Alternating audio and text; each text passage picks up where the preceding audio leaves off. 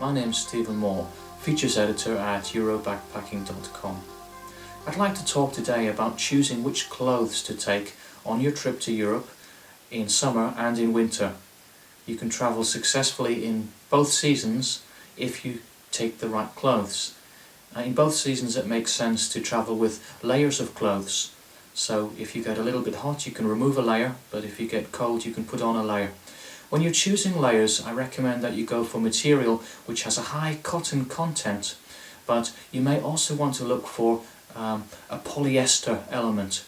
High cotton content in your clothes will allow your skin to breathe. However, one of the downsides of a pure cotton item of clothing is it can crease. So I always try to look for items of clothes which are majority cotton, but they also have a polyester component.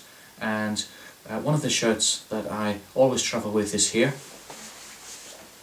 and it's a summer shirt really, but you can also use it in winter as part of your layers. So you could easily put a jumper, a pullover, sweater over the top of this, and I really like this. This is 65% cotton and 35% polyester, so it lets your skin breathe.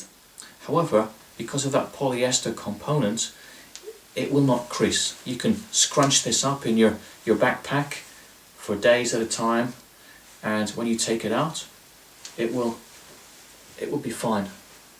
It really doesn't crease much at all, if anything at all. So I travel with this type of material whenever I can, and build it into a selection of layers. So look for that. That's 65% cotton, 35% polyester. I found that to be a really good mix in terms of breathability for your skin, and also to avoid creases or wrinkles in your clothes. Because let's face it, who wants to go out to a nice restaurant, a bar or a club looking dishevelled and wearing clothes which are creased? And that means you don't need to carry an iron. Some people carry a travel iron, but those things are heavy. You really don't want to have to carry a travel iron if you can just choose your clothes a little bit more carefully, and that will save you a lot of weight. It will save time from not having to iron. The next thing I'd like to talk about is your winter jacket or your summer jacket. Now, both types of jackets need to be waterproof because it can rain anytime in Europe. Obviously it rains less in the hot summer months, but you can get caught out in a shower and they can be very heavy.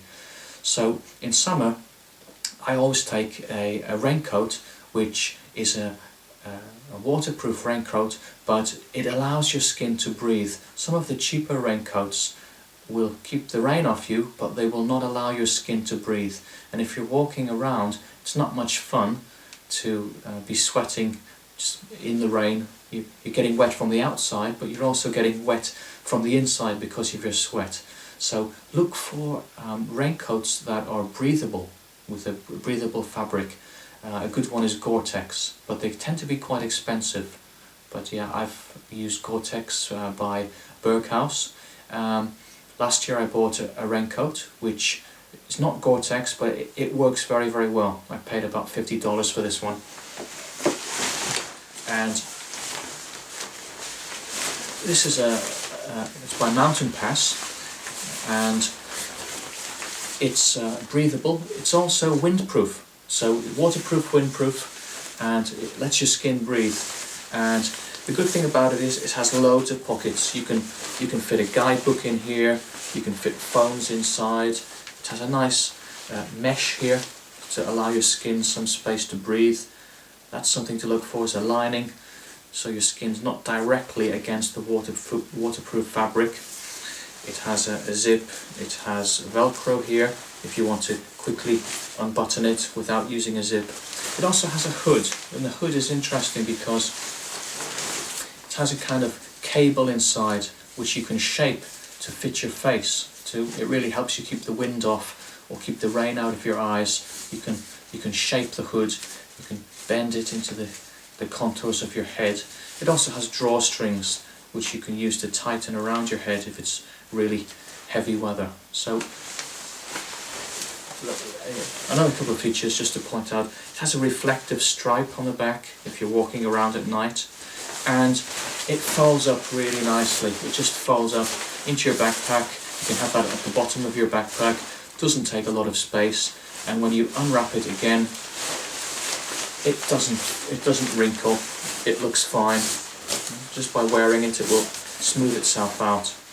So that's my item of choice for protection from the rain in the summer.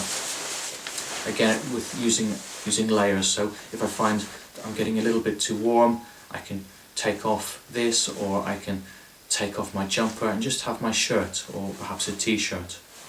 I sometimes like to take a shirt because they look a little bit smarter if I'm going out to celebrate for the evening, socialising. In winter, however, especially if you're in Northern Europe, depending on where you're going, you need a thicker jacket. If you're going to places like England, or especially Scandinavia or Northern Germany, it can get very cold. I used to live in Sweden, and you know, it would be quite normal to be outside in -10, -15, even lower, and you really need a good coat. Similarly, you want something that is going to protect you, keep you dry, and I recently bought this coat for the winter. Actually, it's a Nike coat, and it's filled with down. It's 550 down fill, and it's very thick here. It's waterproof, and it has sleeves here which block the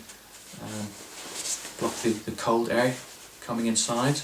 It has a detachable hood, so if you don't want to wear the hood all day, take it off, put it on when it starts to rain.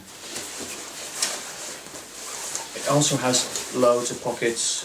You can fit a guidebook in here.